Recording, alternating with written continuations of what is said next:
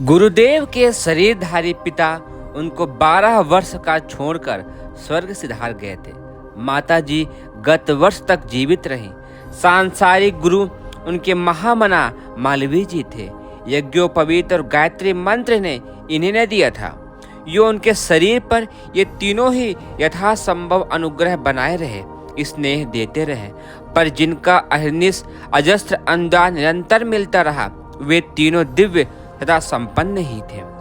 इसे एक स्पृहणीय सौभाग्य ही कहना चाहिए, जो यह जीवन को धन्य बनाने वाली उन्हें उपलब्धियां मिल सकी।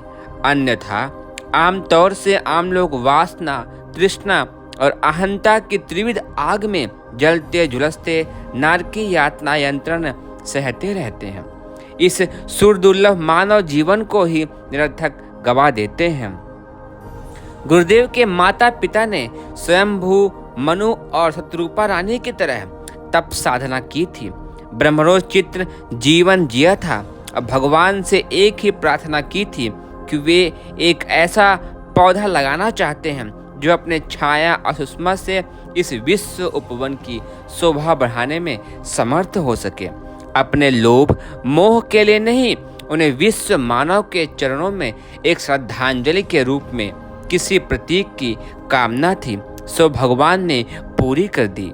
एक संस्कारवान आत्मा जो जन्म जन्मांतरों से अपने कसाय कलमशों को धोने में संलग्न थी, लाकर उनकी गोदी में रख दी। आत्मा जन्मी कुलीन ब्राह्मण परिवार की उच्च परंपराओं में लालन पालन हुआ। खेल कूद के दिन ही चल रहे थे कि एक दिन अनायास ही घर से निकल पड़े। भारी ढूंढ खोज हुई। गांव से 5-6 मील दूर स्टेशन पर पकड़े गए। पूछा गया तो इतना ही कहा, हमारा घर तो हिमालय है, वहीं जाना है, यहाँ रहकर क्या करेंगे। 8 वर्ष के बालक के मुंह से निकली हुई यह बात उन दिनों महत्वहीन समझी गई थी। उसे धमकाया भी गया था। तब किसी को पता ना था कि यह कोई हिमालय का बिछड़ा प्राणी है, जो वहीं जाने की लौ लगाए हुआ है और वहीं जाकर रहेगा। 3 देवता, 3 संरक्षक उन पर छाया करने लगे और सहायता देने लगे। माता के रूप में उन्हें गायत्री माता का, कामधेनु का पेयपान करते रहने का अवसर मिला। पिता के रूप में हिमालय, गुरु के रूप में एक ऐसा सिद्ध पुरुष जिन्हें वे अति मानव, देव सत्व और ब्रह्म प्रतीक मानते हैं। शब्दों में वे उन्हें मार्गदर्शक कहते हैं। कभी मौज में आते हैं तो मास्टर भी। यही है उनके 3 सहायक, संरक्षक, प्रेरक, अभिभावक। उन्हें वे अमृत, पारस और कल्प वृक्ष भी कहते हैं। गायत्री मंत्र अमृत है, जिसे पाकर उनकी सत्ता अजर अमर और देवतुल्य हो गई। हिमालय का पारस स्पर्श करके वे उतने ही ऊंचे उठ सके। हिमाच्छादित धवल शीतलता से भरा पूरा उनका व्यक्तित्व जिसने भी छुआ, अपनी जलन को शांति में परिणत करता चला गया। कल्प वृक्ष है उनके मार्गदर्शक, जिन्होंने अपनी शताब्दियों की साधना शक्ति का उपयोग करने की पूरी छूट दी हुई है। उस कल्प वृक्ष की छाया में बैठ सकने के कारण ही वे ऐसा और इतना अद्भुत कुछ प्राप्त करते हैं, जिसे देखकर सुनकर अवाक रह जाना पड़ता है। मोटे तौर से जो व्यक्तित्व और कृतित्व गुरुदेव का दिखता है, वह उनका अपना नहीं है। वस्तुतः उपरोक्त 3 दिव्य सत्ताएं इस कलेवर में आकर मिलती हैं और वह स्थल तीर्थराज जैसा पवित्र बन जाता है।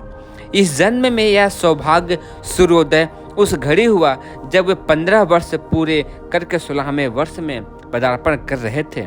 अपने उपासना गृह में एक दिव्य प्रकाश उन्होंने प्रकाशवान देखा, जो बाहर से घनीभूत होता हुआ उनके शरीर, मन और अंतःकरण में समा गया।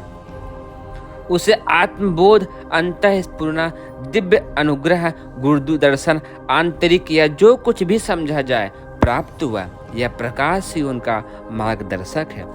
भौतिक रूप से वह चिंगारी उस प्रदेश से संबंधित है जिसे गुरुदेव चेतना का धूप प्रदेश या हिमालय का हृदय कहते हैं। यह स्थूल भी है, सूक्ष्म भी है। इस प्रकाश का स्थूल प्रतीक एक ऐसा सिद्ध पुरुष का शरीर है जो चिरकाल से नग्न, मौन, एकाकी, निराहार रहकर अपने अग्नि अस्तित्वों को अधिकाधिक प्रखर, प्रचंड बनाते चल आ रहे हैं। उस महान मार्गदर्शक का सर्वप्रथम और सर्वश्रेष्ठ अनुग्रह पहले ही दिन जो मिला, वह एक आदेश के रूप में था, जिसके अनुसार उन्हें गायत्री मंत्र के माध्यम से 24 वर्ष तक तपश्चर्या करने को कहा गया था। भौतिक दृष्टि से इसे हानि माना जाना चाहिए, क्योंकि उसमें प्रायः सभी सुविधाओं, हंसी खुशी की परिस्थितियों का अपहरण कर लिया गया था। सांसारिक दृष्टि से गुरु कृपा, देव कृपा वह है जिससे धन, पद, वैभव, यश, स्वास्थ्य, परिवार आदि की वृद्धि हो। आमतौर से वरदान, आशीर्वाद यही मांगे भी जाते हैं। बड़प्पन ही लक्ष्य होता है। महानता की बात सोचता कौन है, पर जिन्हें बारीकी से सोचना आता है वे जीवन का लक्ष्य, स्वरूप, महत्व, उपयोग समझते हैं। इस सार्थकता के लिए जिस साधन की आवश्यकता पड़ी वह है आत्मबल। इसी के साथ गुण, कर्म, स्वभाव की अनेक उत्कृष्टताएं जुड़ी रहती हैं, और जब यह तत्व विकसित होता है तो अनायास ही ऐसी अलौकिकताएं फूट पड़ती हैं जिन्हें रिद्धि सिद्धियों के नाम से पहचाना जाता है। मार्गदर्शक ने यही उचित समझा, जीव का कल्याण और विश्व हित इसी में देखा। वे तप साधना का आदर्श ही नहीं, अटूट विश्वास और प्रचंड साहस भी देकर चले गए। परिवार, संबंधी, शुभचिंतक सभी ने उस प्रक्रिया को अभिशाप समझा, कोसा भी और रोका भी। जिसने सुना, सनक, मूर्खता, बर्बादी आदि ना जाने क्या क्या कह बैठा। ऐसा एक भी स्वजन संबंधी नहीं निकला जो उस आरंभिक कष्ट को सहन कर किसान के कृषि कार्य और विद्यार्थी के पठन श्रम से तुलना करता और भावी परिणामों को सोचता। लोगों की दृष्टि बड़ी सीमित होती है, वे सिर्फ आज की समझ, सोच देख सकते हैं। उनमें इतनी समझ कहाँ जो कल की, पीछे की संभावनाओं का आभास प्राप्त कर सके। गुरु गोविंद सिंह ने अपने शिष्यों को कौन सी जागीरें दी थी? उन्हें लड़ने मरने के त्रास ही दिए थे। बड़प्पन और महानता एक दूसरे से लगभग सर्वथा प्रतिकूल हैं। एक को खोकर ही दूसरे को पाया जा सकता है। सो सद्गुरु के मार्गदर्शक ने उन्हें विवेक दिया, विश्वास दिया और साहस दिया।